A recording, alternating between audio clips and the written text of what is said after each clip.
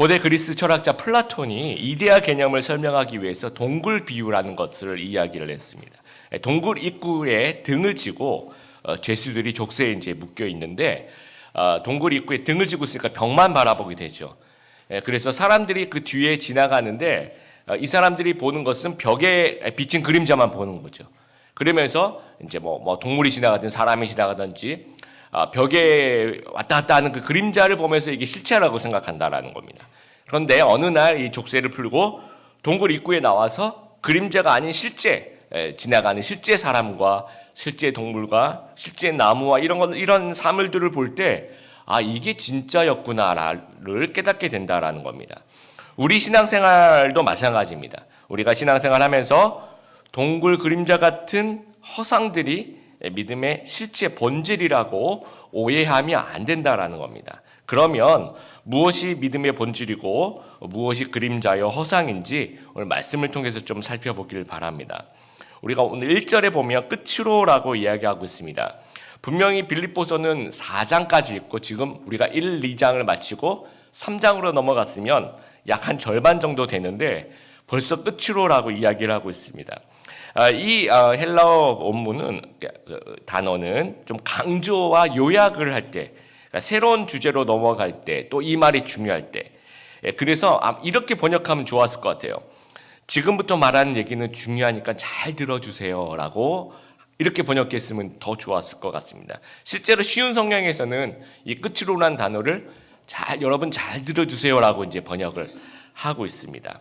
그래서 굉장히 중요한 얘기가 나온다는 얘기입니다. 그리고 너희에게 같은 말을 쓰는 것이 내게는 수고로움이었고 너희에게는 안전하다라고 이야기를 합니다. 그러면 이 같은 말이 뭐냐? 여기에 따라서 또 해석이 많이 달라집니다. 이 같은 말이 앞에 얘기했던 주 안에서 기뻐하라 그건지 아니면 앞으로 나올 이야기인지 어떤 것이 같은 말이냐라는 겁니다. 근데 우리가 이제 성경으로 푼다고 3장 18절을 보면 사도 바울이 이렇게 얘기합니다. 내가 여러 번 너에게 말하였거니와 하면서 계속 반복하고 있다라고 얘기하는데 이제도 눈물을 흘려 말하는 여러 사람들이 그리스도의 십자가에 원수로 행하느니라 하면서 내가 여러 번 반복했다는 내용이 기뻐하라 주 안에서 기뻐하라는 내용이 아니라 이제 앞으로 이야기할 2절부터 앞으로 내가 이야기할 이 부분은 전에도 내가 반복을 했고 지금도 내가 반복을 하고 있는데 이게 너무 중요한 거니까 잘 들어주세요라는 이야기를 하고 있습니다. 그래서 오늘은 이제 3장 1절부터 11절까지 우리 주일 설교 노트를 보시면 이 본문을 한 절로 요약을 해봤어요. 그랬더니 간단하게 제가 요약을 해봤더니 2절처럼 하지 말고 3절처럼 하라. 이게 되게 간단합니다. 근데 나머지 4절부터 11절 이제 그것을 설명하는 구현해서 그러면 무엇을 하지 말고 무엇을 해야 되는지 한번 살펴보길 바랍니다. 2절 보시면 똑같은 단어가 3개가 반복이 되는데 삼가하라 이게 이제 세 번이나 반복이 됩니다. 이 삼가라는 말은 조심하라는 말이고 영어로는 이제 watch out이라는 이 얘기입니다. 주의하라. 복음서에도 똑같은 단어가 이제 주의하라라고 얘기를 했는데 누구를 주의하라라고 얘기하냐면 여기 보세요. 개들을 삼가고 행악자를 삼가고 몸을 상해하는 일을 삼가고. 그래서 이게 이제 사도 바울이 했던 얘기 중에 가장 수위가 높은 단어가 나온다. 그래서 어떤 분은 사도 바울이 혹시 욕설을 하는 건 아닌가 오해하시는 분들도 계시고 어떤 분은 이 개들을 삼가라고 했으니까 개고기를 먹어서는 안 된다. 이제 그렇게 얘기하시는 분들도 있습니다. 이제 그런 뜻이 아니라 욕설하는 것도 아니고 개고기를 금지하고 그런 뜻이 아니라 그 얘기를 하려고 하는 것이 아니고 이 헬라어 발음으로 이제 발음 크 발음이 있지 않습니까? K로 크 발음이 나는 것을 가지고 이제 단어놀이를 하는 거예요. 쿠나스가 개들은 쿠나스 행악한 자들 카쿠스 몸을 상해한 자들 카타토멘 하면서 여러분 힙합 같은 거 보시면 은유 이렇게 맞추지 않습니까? 그래서 이게 최초의 힙합은 아마 사도 바울 선생님이 은유를 쿠나스, 카쿠스, 카타토멘 하면서 이렇게 하지 않으셨을까 이렇게 생각을 합니다. 그래서 같은 부류의 이거 다 똑같은 분들의 얘기를 같은 부류의 사람들을 지칭하는 말인데 어떤 사람들 여러분 가로에 나와 있죠. 율법주의자가 되지 말자라는 거예요. 율법주의자. 자, 율법주의 어떤 분이냐면 그 당시에 너희가 할례를 행하지 않았지. 너희 큰일 났어. 너희 할례 안 행하면 너희 규칙을 위반하는 거야. 그럼 너희 구원이 없어 하면서 그 어떤 득달같이 이제 개들을 상간 그 당시에 이제 주인 없는 개들이 뭔가 먹잇감이 막 달라들어서 막 하는 그런 어떤 상상을 하는 거죠. 그래서 개떼같이 득달같이 달라들어서 막 목살게 굴고 해를 끼치는 그런 어떤 악한 자들을 조심하라라는 이야기입니다.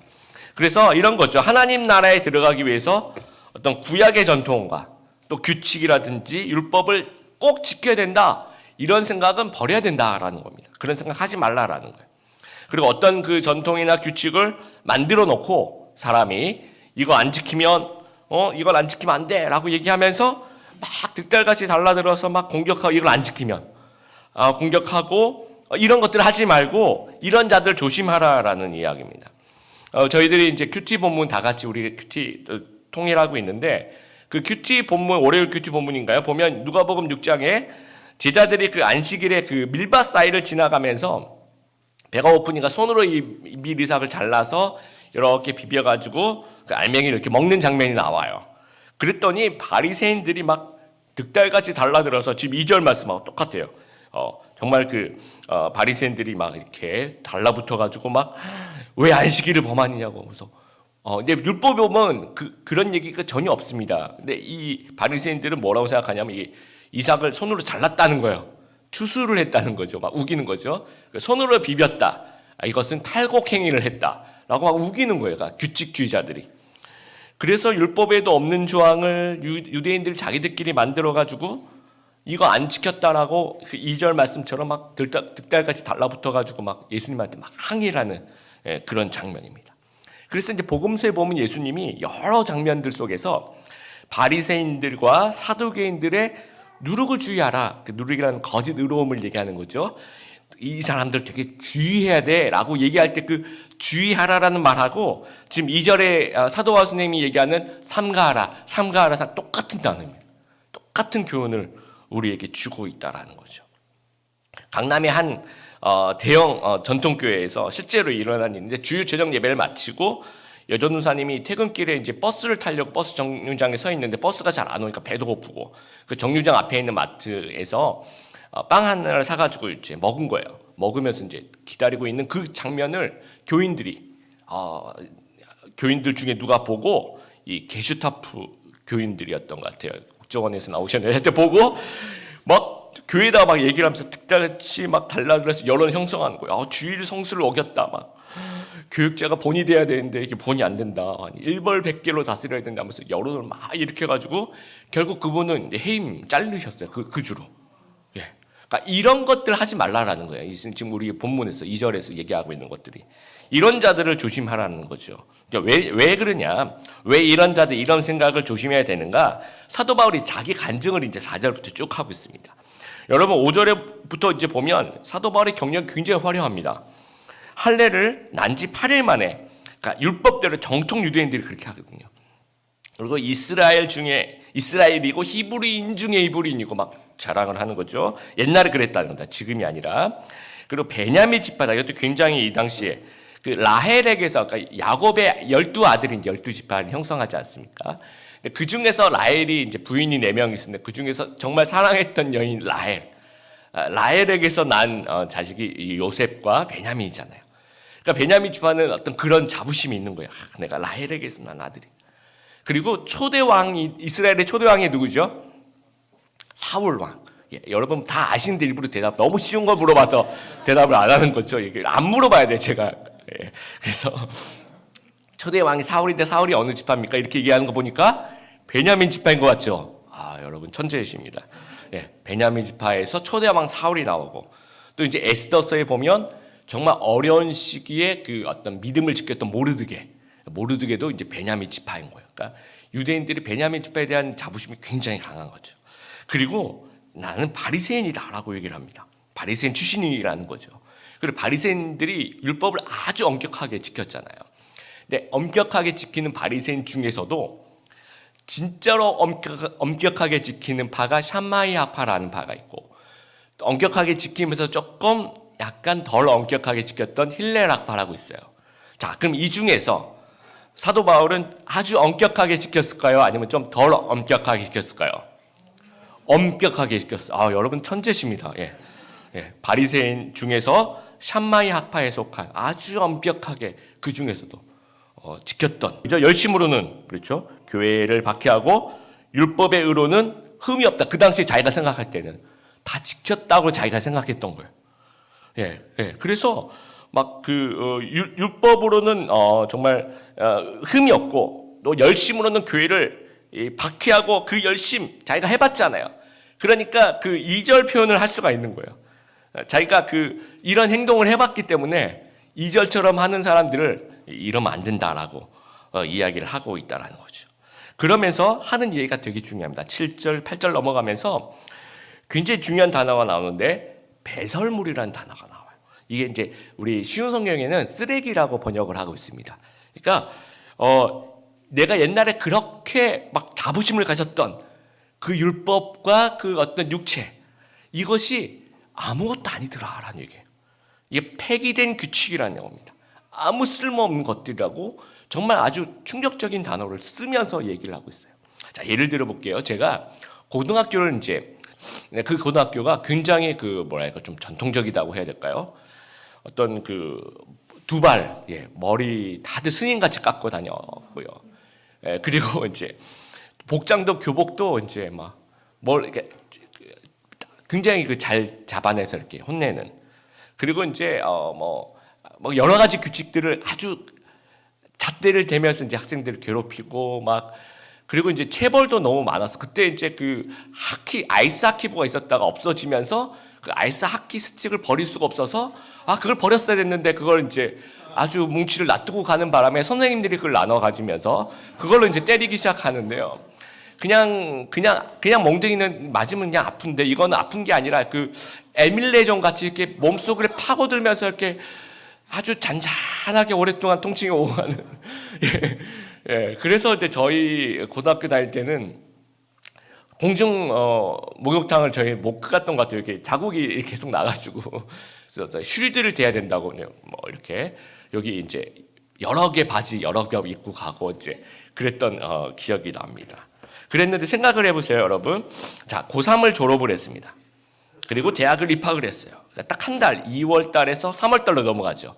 그 한 달 사이에 무슨 일이 벌어진 거예요. 자, 그래서 그러면 이제 3월 달에 제가 대학을 딱 갔더니 교문에 딱 서 있으면서 너 왜 머리가 왜 이렇게 기냐? 너 왜 이렇게 교복을 안 입었고 너 왜 명찰 안 달았냐? 이런 얘기를 해도 됩니까? 하면 안 됩니까? 하면 안 되는 거죠. 왜냐하면 이게 법이 바뀐 거예요. 그동안에 무슨 많은 일들이 일어난 거예요.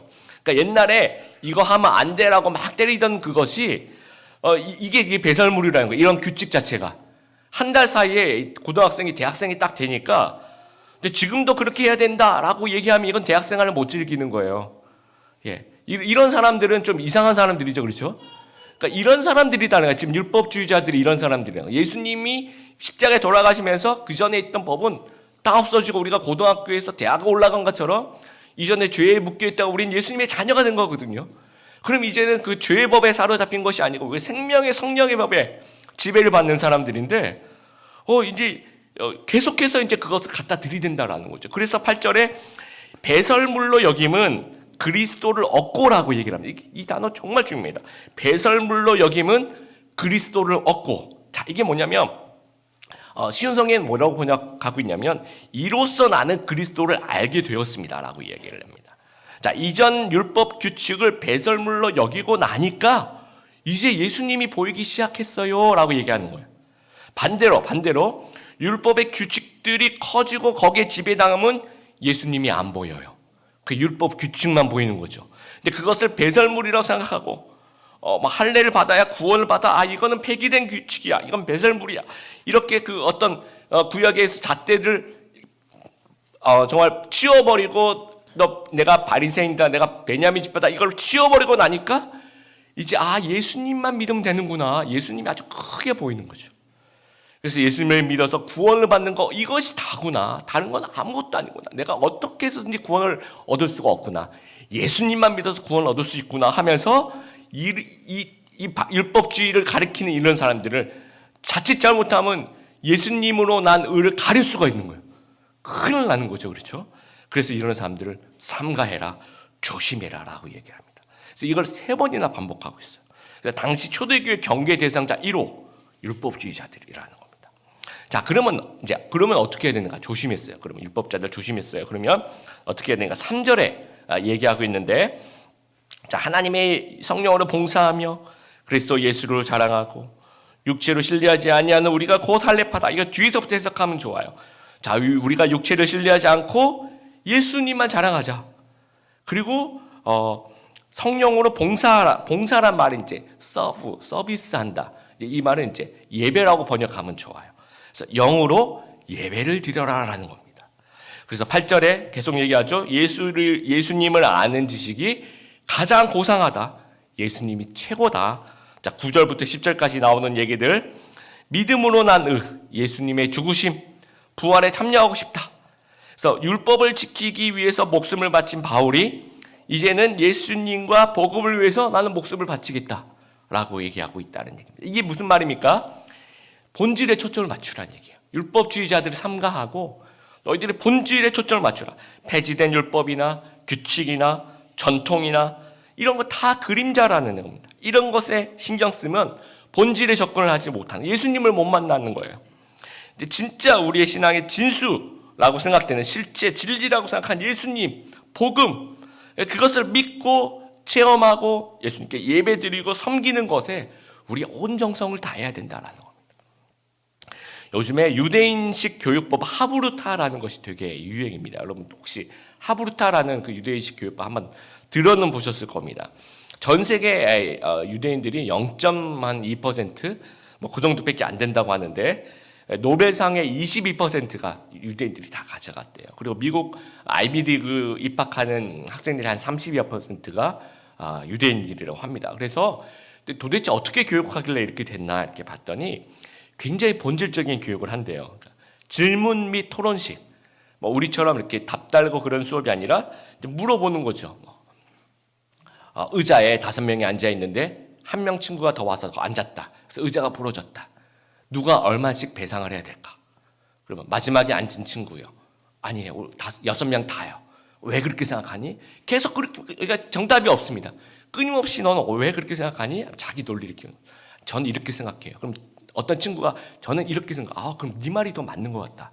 그러면서 이제 서로 이제 토론하면서 얘기를 하는 거죠. 그리고 이제 어느 히브리 대학 선교사님 강의를 제가 들었는데, 그 선교사님의 아들이 이제 초등학교에 들어갔대요. 그러니까 이스라엘에 있는 초등학교를 들어갔는데, 같은 반에 이제 아이들 우리처럼 한 20-30명 있는데, 되게 이제 좀 힘든 친구가 있어서 애가 너무 힘들어한대, 이 친구 때문에. 그래서 이제 우리 같으면 어떡합니까? 선생님을 찾아가죠. 선생님이 얘가 너무 힘들어서 2학년 올라갈 때는 좀 다른 반으로 좀 해주시면 정말 그 은혜는 죽어도 잊지 못하겠습니다. 이렇게 우리가 인사를 드리지 않습니까? 근데 이제 그래서 찾아갔대요. 선생님, 우리 아이가 너무 힘들어하는데 2학년 때 조금 다른 반을 해주세요. 그랬더니 선생님이 안 된다. 안 되고 그 1학년부터 6학년까지 얘네들이 똑같이 올라갔대요. 바뀌지 않고. 그리고 선생님도 똑같이. 그러니까 이제 얘가 1학년 때는 얘 때문에 너무 힘들었던 거예요. 그 얘만 힘들었겠어요. 다른 친구들도 아마 좀 힘들었겠죠. 2학년 때도 힘들고 3학년 때도 힘들고 4학년 때는 힘든데 5학년 때부터는 안 힘들었대요. 그럼 누가 바뀌었을까? 안 바뀌었대요. 그 뭐냐? 얘네들이 이제 자기가 힘들어하는 친구랑 같이 생활하는 법을 이제 터득하게 된 거예요, 어린애가. 그러니까 이게 진짜 교육이라는 거예요. 5학년, 6학년은 얘가 난 별로 안 좋아하지만 그래도 얘는 내 친구야. 얘랑도 그냥 같이 친해져야 돼. 우리 같이 놀자 하면서 그 방법을 배우게 되는 거예요. 그걸 배우라는 거죠. 그게 진짜 교육이라는 겁니다. 근데 한국 교육을 한번 생각해 봤어요. 내가 한국 교육 뭘 배우는가 생각했더니 막 제일 그 머릿속에 남는 건데 복장, 두발, 뭐 저는 그런 거 막 아이스 하키, 뭐 제가 제일 싫어하는 종목 아이스 하키 뭐 이런 거. 예. 그러니까 그래서 요즘 학생들이 이제 요즘도 비슷해요. 근데 뭐 안 하는 척 하는 거, 안 그런 척 하는 것에 달인인 거예요. 요즘 학생들 여학생들 막 화장하거든요. 학교에서 못하게 해요. 근데 못하게 하면 어떻게 하냐면 끝나고 집에 학교에 나가는 그 화장실에서 다 하고 나와요. 그리고 다 옷 갈아입고 나오고 뭐 그러니까 안 하는 척의 달인을 만들어 놓은 그런 교육을 지금 우리가 하고 있지 않는가 생각을 합니다. 비단 교육뿐만 아니라 우리 한국 교회를 한번 돌아보는 왔으면 좋겠어요. 한국 교회 전통과 규칙을 강조하거나 가르치면 안 된다라는 거죠. 교회가 뭘 가르쳐야 되느냐? 본질을 가르쳐야 돼요. 예수님이 어떤 분이신지, 복음이 무엇인지를 가르쳐야 된다라는 겁니다. 저는 모태신앙으로 자라왔습니다. 정말 어머니 뱃속에서부터 교회를 다녔는데 그렇게 20년을 다니고 대학을 입학을 했어요. 그래서 CCC라는 학생 선교단체에 들어갔는데 충격을 받는 게 뭐냐면 모여서 성경을 묵상하세요. 모여서 성경을 읽어보긴 했는데 성경을 묵상하세요. 큐티라는 단어도 처음 들어봤지만 이게 저는 충격이었어요. 왜 성경을 묵상을 해? 그걸 어떻게 하는 거야? 왜 이걸 해?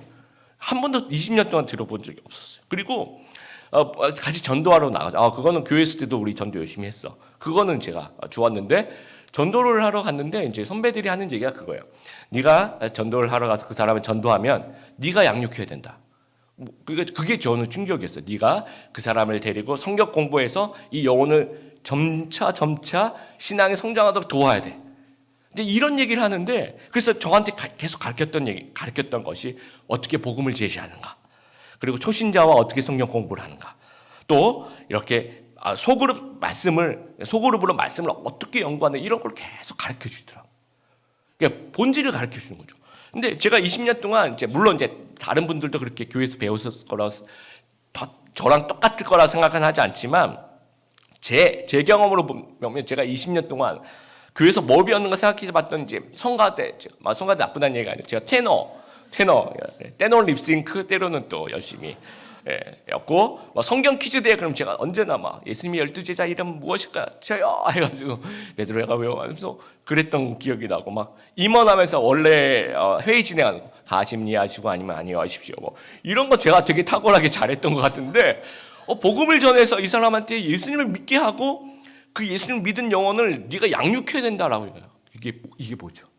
딱 막히는 거예요. 충격적인 거죠. 자, 그러면 우리는 뭘 배운 거예요? 교회 생활을 배운 거예요. 근데 믿음 생활을 배워야 되는데 정말 그 믿음 생활은 안 배우고 교회 생활을 배웠다라는 겁니다. 이제 성찬식을 할 때 제가 이제 신학교를 들어가서 성찬위원을 했던 추억이 있는데 이제 성찬위원을 하다가 2번 이렇게 거절당한 기억이 있어요. 첫 번째는 제가 처음에 이제 시카고에서 전도사 생활을 시작하는데 처음에 갔던 섬겼던 교회에서 장로님 한 분밖에 안 계셨어요. 그래서 장로님이 이제 혼자서 이제 성찬을 이렇게 나르시다가 제가 이제 뒤에 앉아 있었는데 그때 전도사 때 장로님만 이 성찬을 해야 된대요. 그 교회는 절대 다른 사람 건드리면 안 된다고. 그래서 뒤에 앉아 있는 장로님 혼자서 이렇게 하시기 너무 힘드시니까 전도사님 와서 저를 부르시더라고. 그러더니 좀 도와주세요. 그래서 이렇게 도와달라 그러니까 이제 가서 이제 도와드리는데 그 강대상에서 담임 목사님이 전도사님은 안 됩니다. 장로님만 됩니다 하면서 못하게 하시더라고요. 그래서 그게 되게 충격이야. 전도사는 안 되는구나. 그리고 이제 한국으로 왔는데 한국에서 처음 왔을 때 교회는 이제 되게 전통적인 되게 큰 교회였어요. 한 2,500명 되는 그런 교회였는데 그 교인들 수가 많고 1부, 2부, 3부, 4부 다 해야 되니까 장로님 숫자가 좀 부족했던 거예요. 그래서 거기는 이제 부목사님들이 한 8분 계셨는데 부목사님들까지는 이제 시켜주시는. 그래서 여기는 또 괜찮구나. 부목사님은 또 하는구나. 그래서 1부 예배 진행하고 2부 예배 진행하고 하는데 몇 부 예배였는지 제가 기억이 안 나는데 이제 성찬이는 앞으로 나와 주십시오. 그러면 쫙 나오면 그 옆에 이렇게 장갑이 이렇게 흰 장갑 쫙 있잖아요. 그래서 제가 하나씩 이제 위원들에게 나눠주다 보니까 제 장갑이 없더라고요. 그래서 이제 이게 왜냐하면 매부 1부, 2부, 3부, 4부마다 성찬 위원 숫자가 조금씩 달라질 수 있잖아요. 그래서 없나 보다 그러고 이제 이렇게 서 있으니까 그것도 담임 목사님 걸렸죠. 저 목사님 나가세요. 뒤로 가십시오. 장갑이 없으시면 뒤로 가십시오. 그래가지고 뒤에 가서 그냥 그날은 못했어요. 그 성김을 못했다라는 거죠. 제가 그런 기억들을 이제 생각해 보면서 첫 번째 예수님이 제자들과 했던 성찬식은 정말 어땠을까? 예수님이 정말 정말 빵과 포도주가 거룩한 성물이었을까? 아니면 평범한 음식이었을까? 평범한 음식이에요. 평범한 음식. 그리고 제자들과 예수님이 예복을 입고 그 의식을 진행했을까요? 아니에요. 그냥 평상복.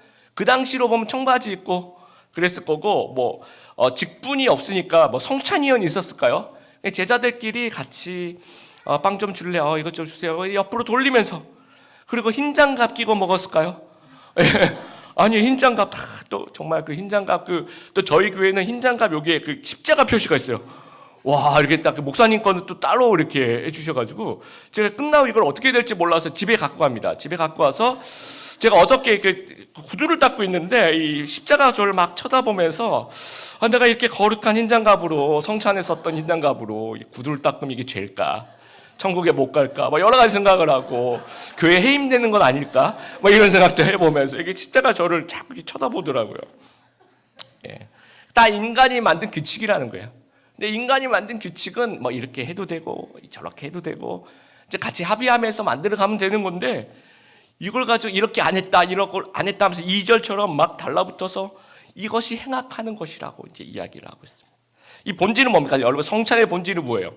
우리가 예수님과 함께 죽고 예수님과 함께 사는 거예요. 예수님의 죽으심을 기억하는 거죠. 예수님의 그 살과 예수님의 피를 묵상하면서 예수님이 나 때문에 죽으셨구나. 감격하고 내가 예수님의 복음을 위해 살아야 되겠구나. 이러면서 성찬 잘 하신 거예요. 뭐 장가 없어도 괜찮고, 뭐 성찬이야 누가 해도 상관없는 거예요. 근데 뭐 성찬 이렇게 할 때 내가 좀 딴 생각하고 졸고, 그래서 아무리 어떤 규칙을 잘 진행하더라도 그러면 성찬 실패한 거예요. 본질이 그렇다라는 겁니다.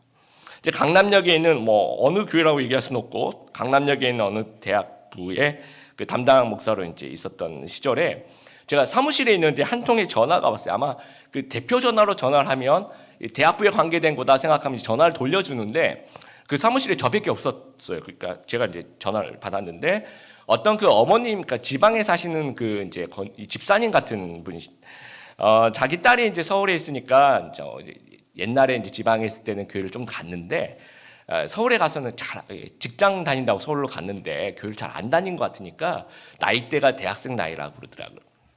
그래서 이제 그 근처 아마 그 강남 쪽에 아마 직장이 있는 것 같으니까 아무 전화나 아마 이렇게 한 거예요. 그래서 좀 전화를 해달라고 연락처를 좀 주시더라고요. 딸한테 전화를 해서 교회를 좀 인도해 달라고. 그래서 알겠습니다. 그리고 제가 전화를 받고 대신에 이제 그 딸한테 얘기해 주시겠다고 해서 전화를 했어요. 그래서 우리 어머님이 그때 전화 주셔서 제가 전화했습니다. 어느 교회 누구 목사고 그러니까 그때가 아마 금요일이나 토요일이었던 것 같고 이번 주일에 꼭 주일을 와서 예배 드리고 우리 대학부에 같이 모임 성경 공부 됐으면 좋겠습니다. 그랬더니 그러면 한번 가보겠대요. 어머니 또 전화하고 막 그래가지고 한번 가보겠는데 그럼 제가 퇴근 후에 갈게요. 퇴근 후에 그러면 너무 늦는데 저는 그렇게 생각했는데 퇴근 후에 아침 9시 예배를 갈게요. 이렇게 얘기를 하더라고요. 그래서 무슨 얘기 하여튼 온다고 했으니까 그러면 야근하나 보다. 그래서 퇴근 후에 그럼 9시 대신에 제가 9시에 교회 그 봉사하는 구역이 있었습니다. 그래서 그러면 9시에 그 들어가시면 이제 예배를 드리시고 끝나면 그 앞에서 만나서 제가 안내를 드리겠습니다. 이렇게 서로 이제 약속을 하고 이제 아침 9시가 돼서 저는 봉사를 하고 있는데 전화가 왔어요, 저한테. 전화를 받으니까 목사님 그래서 왜 예배 안 들어가시고 전화하셨나니까 옷을 이상하게 입고 왔다고 그 안내위원이 그 입장을 안 시켜줘요. 그렇게 얘기를 하는 거예요. 그래서 저는 그게 너무 이상한 거예요. 그래서 이제 빨리 그걸 마치고 이쪽으로 오시라고 해가지고 그 교회 바로 옆에 이제 얘기하는 그 앉아 있을 수 있는 그 곳이 있어서 거기 앉아서 이제 옷을 얼마나 이상하게 입고 왔길래 그랬더니 이제 그 사정을 들어보니까 이 젊은 이제 여자 청년인데 서울에 올라와서 선배 언니랑 이렇게 바를 운영하는 거예요. 그러니까 어떻게 소위 말해 술집 아가씨인 거죠. 그래서 이제 퇴근하고 오면 그 시간이었던 거예요. 근데 그 근무복이니까 아무래도 평소에 다른 분들보다 좀 짧겠죠. 근무를 또 하셔야 되니까. 근데 그 제가 이제 놀란 게 뭐가 놀랐냐면 물론 이제 다른 사람들에 비해서 조금 짧았지만 그 우리 그때 그 교회가 있었던 곳이 강남역인데 강남역을 지나가는 사람들하고 비슷했어요. 전혀 다를 바가 없는 그냥 강남역을 지나가는 우리가 흔히 볼 수 있는 이 시대를 살아가는 우리 젊은이들의 옷차림. 그거를 이제 못 들어가겠다라는 거죠. 그래서 제가 굉장히 좀 그래서 붙잡아 놓고 그게 아니라 아마 그분이 실수하신 것 같다고 막 그걸 뭐 변명이라고 저가 막 하면서 다음 주부터 교회 꼭 나오시고 다음 주부터 안 나왔습니다. 그래서 옷을 어떻게 입고 와야지 예배를 드릴 수 있는지 정말 한번 생각해 봤어요. 여러분 주일날 옷을 어떻게 입고 와야지 예배를 드릴 수 있는 복장일까? 이거 인간이 만든 규칙이잖아요. 그렇지 않습니까? 탕자의 비유를 생각해 보세요. 막 탕자가 돌아오니까 제일 화가 난 사람이 누구야? 큰 아들. 막 따지죠. 막 어떻게 이런 사람을 받아주냐고 하면서 정죄하는 거죠. 그렇죠? 그리고 큰 아들은 정의를 앞세우는 거예요. 그리고 법을 앞세우고 분노를 앞세우는데 사랑의 본질에서 벗어나는 거예요. 그런데 아버지는 이 사랑의 본질에서 떠나지 않습니다. 아들을 끌어안고 신을 신기고 가락지를 신기고 이 더러운 옷을 벗기고 좀 깨끗하고 좋은 옷을 입힙니다. 이 옷을 짧게 입고 온 이 청년에게도 이 안내위원이 이렇게 물어봤어야 돼. 청년아, 되게 오래간만에 교회 온 것 같아요. 그럼 우리 내 지방에서는 엄마 따라 교회 다녔는데 그렇게 얘기했겠죠. 서울에 와서는 내가 교회를 못 다니는데 엄마가 또 목사님이 전화를 해가지고 어쩔 수 없이 한번 다녀보려고 왔다. 그렇게 얘기했을 때 이 안내위원이 정말 따뜻하게 안아줬어요. 정말 잘 왔다. 예수님이 너와 같은 사람들 위해서 십자가에 달려 돌아가시고 너무너무 잘 왔다. 여기가 너희 집이다 생각하고 같이 신앙생활 이렇게 얘기했어야 되는 건데 옷 그렇게 입고 왔다고 나가라고 다시 위에 이렇게 하고 오라고. 그래서는 안 된다라는 겁니다. 그러니까 주일날 빵을 사 먹다가 걸리신 그 여전도사님도 그걸 보고 장로님들한테 보고하는 것이 아니라 정말 여러분 그 부목사님들하고 이제 교육자들이 주일날 밥을 잘 못 저도 부목사 할 때도 점심 저녁 제대로 못 챙겨 먹었던 정말 시간도 없고 그래서 그런 기억이니까 그 얘기를 들으면서 이분이 얼마나 하루 종일 아무것도 못 드셨을 거라 저는 생각해요. 너무 바쁩니다. 그러면 전사님 시장하시죠. 제가 따뜻한 우리 짜장면 한 그릇 먹어요. 그러면서 같이 가서 밥을 먹어야 되는 게 그게 사랑의 원칙이라는 거죠. 그거를 주일 성수를 어겼다 그래서 그걸 보고하는 모습은 정말 중요한 본질을 잃어버렸다라는 겁니다. 여러분 이제 가끔 가다가 이렇게 예배 드리고 있으면 옆에 이렇게 청년들 이렇게 담배 냄새 나는 청년들 있죠. 안 피는 사람들 냄새 되게 납니다. 저도 이제 우리 청년들 신방을 하러 가면 보통 이제 커피숍에 이렇게 만나는데 형제들 같은 경우는 자취하면 이제 자취집에 가는 경우도 있어요. 근데 그날은 이제 형제 자취집에 갔는데 딱 들어가는데 모든 창문과 문을 다 열어놨더라고요. 그 청년이 이상하다. 이렇게 추운데 날씨 추운데 왜 열어놨지? 그러니까 이제 들어가니까 이것 때문에 그랬구나. 그래서 들어가면서 이렇게 냄새 나니까 열어놓지 마라. 열어놔도 냄새 난다. 괜찮다. 이제 냄새 나요, 목사님? 그래서 안 피는 사람들 이렇게 냄새 나죠. 예. 그래서 근데 이제 여러분 예배 드릴 때 옆에서 막 그 냄새가 나는 거예요. 성령의 불에 그 냄새 있지 않습니까? 근데 그거를 넌 폈다 안 폈다 이 문제로 겪으면 안 되는 거죠. 자, 제가 질문할게 대답해 보세요. 어떤 사람이 교회 안 다니는데 막 담배를 막 피고 인생이 너무 힘든 거예요. 막 고민을 하고 있다 갑자기 예수님께로 한번 가볼까? 예배 한번 드려볼까? 그러면 담배 피면서 예배 시간에 와도 됩니까 안 됩니까? 되죠. 예. 그러면 옆에서 담배 냄새 나면 어떻게 해요?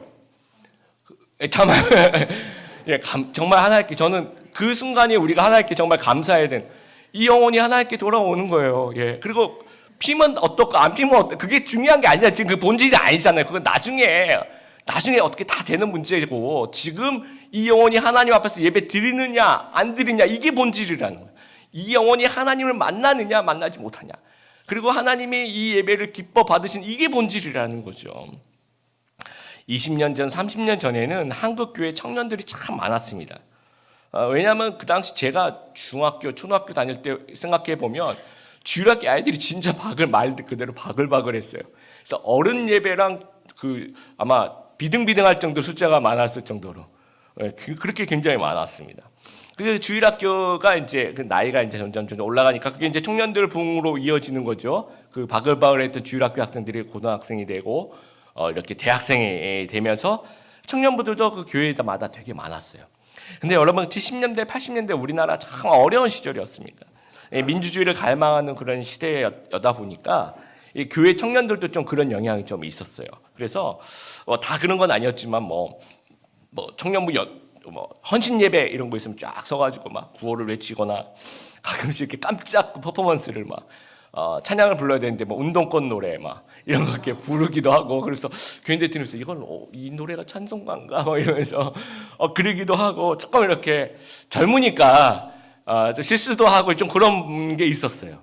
근데 그때 교회가 제가 생각할 때 교회답지 못한 반응을 했어요. 여러분 교회는 보수도 아니고 진보도 아니죠, 그렇죠? 우리는 예수당, 우리는 예수님만 믿는 보수도 아니고, 우린 진보도 아니고. 그런데 이제 그런 청년들이 이제 아직 어리니까 얼마든지 실수할 수 있는데도 불구하고 그걸 폭로치지 못하고 질타를 해. 제 기억으로는 우리 장로님들하고 목사님들하고 막 질타를 하면서 교회에서 좌경화됐다, 용공 세력이다. 그 당시에 이런 단어 많이 썼거든요. 그리고 우리 크리스찬들은 권위에 순종해야 돼. 우리 기도만 해야 돼. 이런 거 데모하면 안 돼 하면서 그 보수 정치권의 논리를 그대로 그냥 얘기를 하는 겁니다. 그래서 관용이라든지 사랑이라든지 하나됨의 본질에서 이렇게 벗어나는.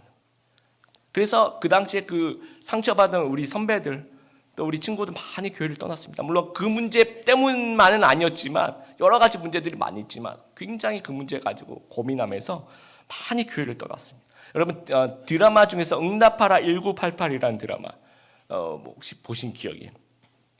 거기에 나오는 등장 인물 중에 그 운동권 서울대 운동권 보라라는 그 여학생 나오죠. 제가 그 응답하라 1988 드라마 중에서 가장 인상 깊은 장면 중에 여러 개 중에 하나를 꼽으라 그러면 이 장면인데 그 운동권 보라가 이제 공항 경찰에게 이제 그 집 앞에서 체포가 될 위기의 상황에 있는데 엄마가 이렇게 딱 그 장면을 본 거예요, 지나가면서. 그래서 보라 엄마가 보라 앞에 이렇게 딱 막아 서가지고 이 공항 경찰한테 막 싹싹 흘리면서 우는 거예요. 그 비가 막 내리는데 우리 보라는 어렸을 때부터 이런 애가 아니고 진짜 착했고요. 하면서 근데 그 연기를 너무너무 잘하시는데 저는 그 장면을 보면서 이 부모의 그 눈물 있죠. 이제 그 보라 엄마의 그 눈물에 이 보라가 나중에 돌아오거든요. 근데 그걸 보면서 이 한국 교회가 잃어버린 마음이 이런 모습이 아닌가 생각해요. 그 부모의 그 마음을 우리가 잃어버리신 그 당시에. 그래서 정말 교회 안에서 막 문제 일으키고 그 청년들이 그럴지라도 이 장로님들이 불러가지고 따뜻하게 밥 사주면서 너랑 나랑 정치적인 색깔은 다를지라도 우린 하나다. 우리 하나됨을 잃지 말자. 그리고 이렇게 너무 데모 열심히 하면 몸 상하니까 적당하게 하고 힘내라. 밥 사주고 너희 앞으로 10년, 20년 뒤에 우리 교회를 이끌어갈 일꾼들은 너희다. 내가 죽을 때 너희들이 내 관을 들고 나가야 된다. 우리는 진짜 하나다. 그러면서 청년들 그렇게 보라 엄마의 마음으로 따뜻하게 위로하고 우리 정치적인 색깔은 같을 수 없지만 우리는 교회에서 이런 거 가지고 싸우지 말자. 그렇게 짜장면 한 그릇이라도 사줬으면 지금 그 청년들은 교회를 떠나지 않았을 거예요. 그래서 지금 한국 교회를 보면 40대, 50대 거의 없습니다. 그 당시 교회를 많이 떠났습니다. 지금의 40대, 50대. 그러니까 이제 주일학교 붕괴된 거 40대, 50대 자녀들도 같이 교회를 안 가니까. 그러면서 청소년, 청년 사이의 붕괴, 지금 이제 총체적인 붕괴로 이어지고 교회 전체의 붕괴로 이어지는 것이 그때부터 이제 벌어진 틈이라는 겁니다. 그러니까 지금이라도 우리 교회 안에서 우리 미래 세대, 우리 청년들에게 이 관용과 사랑과 이 하나님을 보여주어야 된다라는 겁니다. 그러면 절대로 어떤 실수가 있더라도 결코 교회를 떠나지 않는다는 사실을 기억하기를 바랍니다. 여러분, 인간이 연약해서 만든 규칙들이 있을 수 있습니다.